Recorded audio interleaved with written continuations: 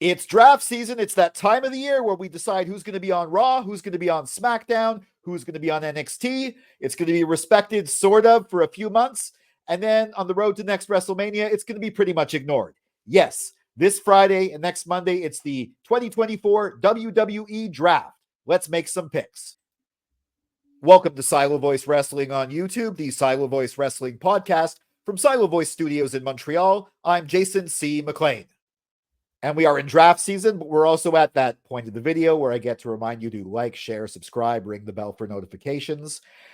I usually do opinion pieces about wrestling, Raw, SmackDown, WWE, PLEs, also some prediction videos like this one. I'm, of course, not going to predict every single draftee to Raw or SmackDown. That would take forever. I'm just going to focus on a few key people, try and balance it out. Also mention some who I think are not going to be drafted to a different brand.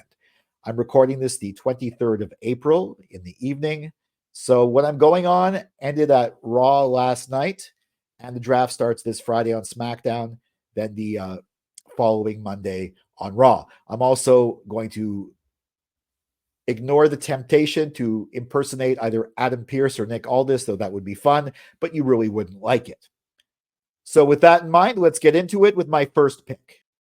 SmackDown drafts the American Nightmare, Cody Rhodes. Of course, in doing so, they're also keeping the undisputed WWE Championship on the blue brand. It makes sense that it's a SmackDown title. This move makes sense because you need a new kind of star power on SmackDown. Cody definitely brings that, and he's going to have a whole new slew of opponents, friends, the whole deal. AJ Styles, his next opponent, probably not a feud, is on SmackDown. I think he's going to stay there. Randy Orton, I see as a potential feud in the future, maybe if he turns heel. I think he's going to stay on SmackDown too, so it's good to have Cody there for that. It changes things up, but it also keeps the same belt where it was. And of course, that means that the World Heavyweight Championship is going to remain on Raw. And I believe that means obviously Damian Priest, but the whole cast of characters surrounding that, CM Punk, Drew McIntyre, Jey Uso, they're all going to stay on Raw as well too. But of course, Jey Uso is going to have some, frenemies, or I guess former friends now on Raw as well, because to balance out that star power, here's my next pick. Raw drafts the Bloodline, the whole Bloodline. The three guys standing in this picture, Paul Heyman, Solo Sikoa, and Tama Tonga. The guy on the ground, Jimmy Uso. The guy who hasn't shown up yet, but probably will this week, Jacob Fatu. And of course, this guy, when he returns, former undisputed WWE Universal Champion, the Tribal Chief, Roman Reigns. Okay, the positives of this are clear. It brings an entire faction that's known for long, compelling TV segments that take up a lot of time, of course, onto the show that's 3 hours long. It also brings a group into a completely new environment, and they're a well-known group. And when Roman eventually returns, it brings some major star power, which of course counterbalances Cody leaving. You might have a few objections, but wait, you say. I thought they're going Rock versus Cody. Well, yeah, they can go Rock versus Cody, even though Cody's on SmackDown. Yes, The Rock is a member of the Bloodline, or some think, like me, that he's actually the secret leader of the Solo Sikoa faction of the Bloodline.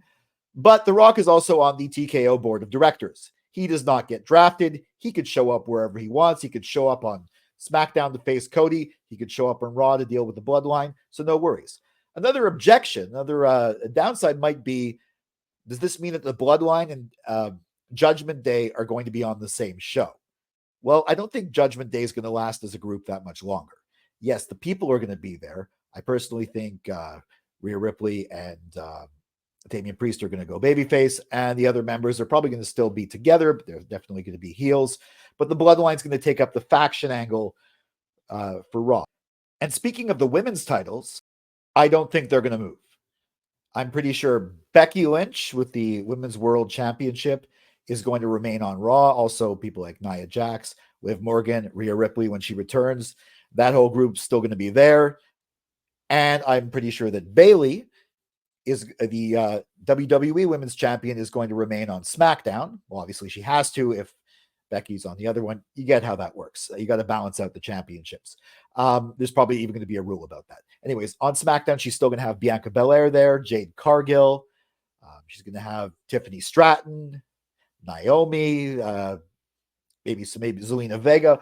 whole bunch of people. But one group that I think is going to be leaving is Damage Control.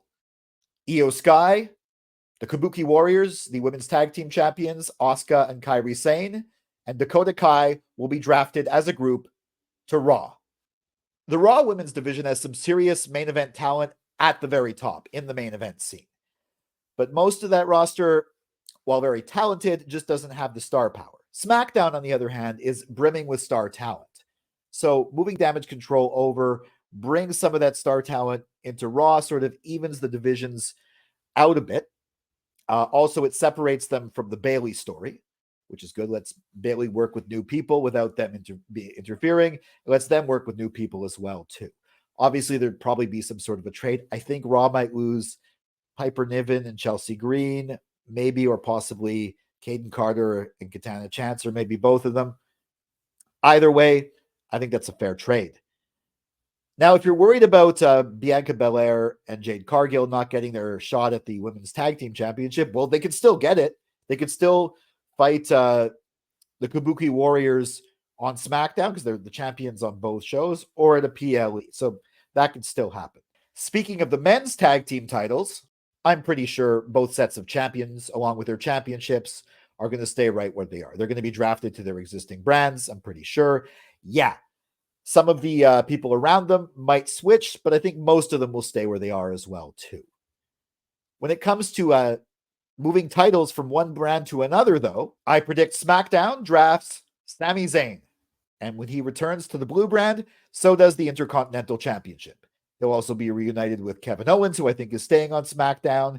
And he'll have a whole new slew of opponents, as well as some familiar ones as well, too. And I think some of his opponents, or at least one opponent, who he's currently feuding with, might make his way over. I predict SmackDown also drafts Chad Gable and the Creed brothers.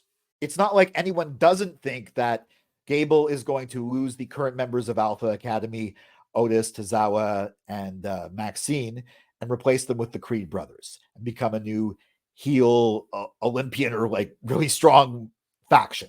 Very Kurt Angle-esque. And in the past, when Kurt Angle did it, that was mainly on SmackDown. I think Gable could definitely do that on SmackDown as well, too. Continue his feud with Sami Zayn. Maybe even win the title. I don't know. I mean, I'm a Montrealer. I love Sami Zayn. I hope he keeps that title. But Gable could win it, or he can feud with other people on that brand. It's been years since he's been on SmackDown. I don't even know if he ever has been on SmackDown. There was a while I wasn't watching. But I definitely think SmackDown's going to bring in Sami Zayn's current opponent along with Sami Zayn and the Creed brothers. That, of course, means Raw drafts Logan Paul. And, of course, he brings the United States Championship with him. In fact, if Sami and the IC title go to SmackDown, I believe Raw would be required to draft Logan Paul in the US title. The belt switch shows last year. They're going to switch him again this year, I feel. Also, Logan Paul on his own podcast had Triple H as a guest recently and said, "Oh, Raw's going to be on Netflix. Can I go to Raw? Can I be on Netflix?" So he's also scheduled to appear on Raw this coming Monday. And I'm sure the people who create the schedules for the show are well aware of who's being drafted where. So yeah, I'm pretty sure he's going to end up on Raw.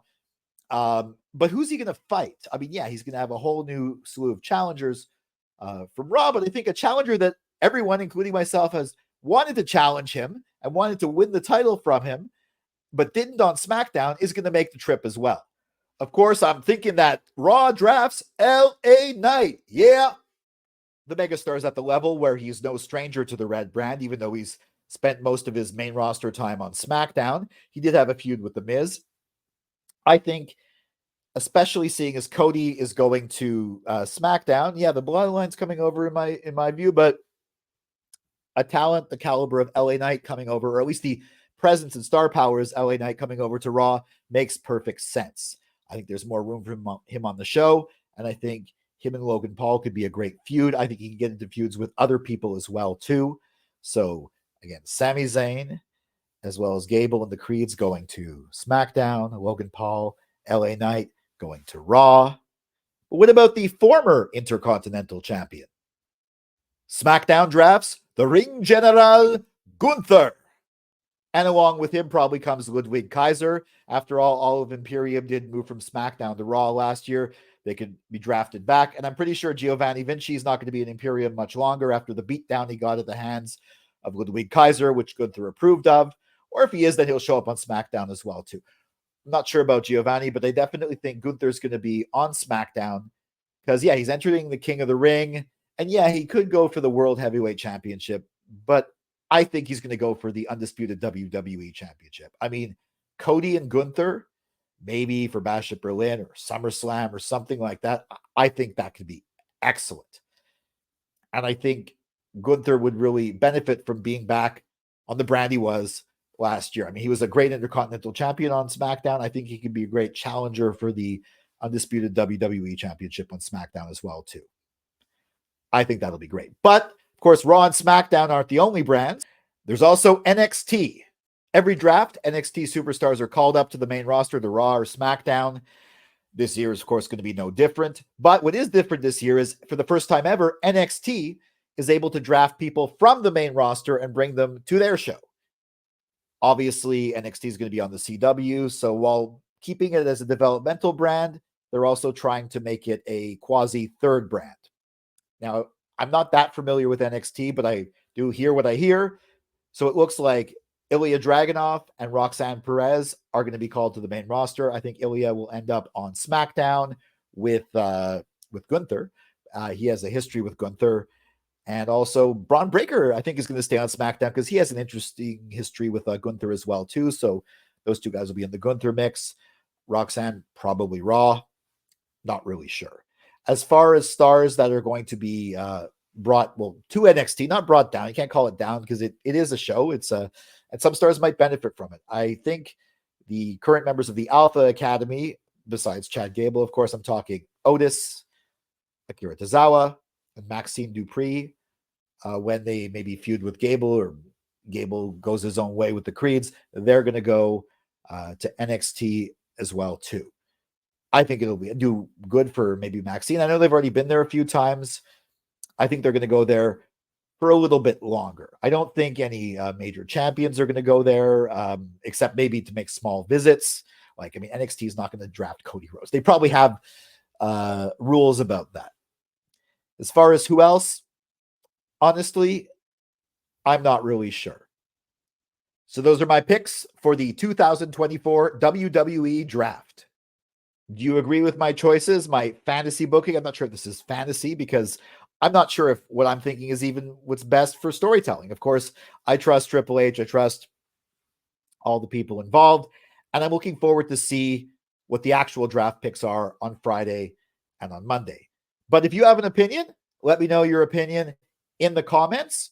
Of course, also make sure you like, share, subscribe, ring that bell for notifications. Follow at Silo Wrestling on X, at SVS Reviews on Instagram and Facebook, and me at Jason C. McLean on X and Instagram.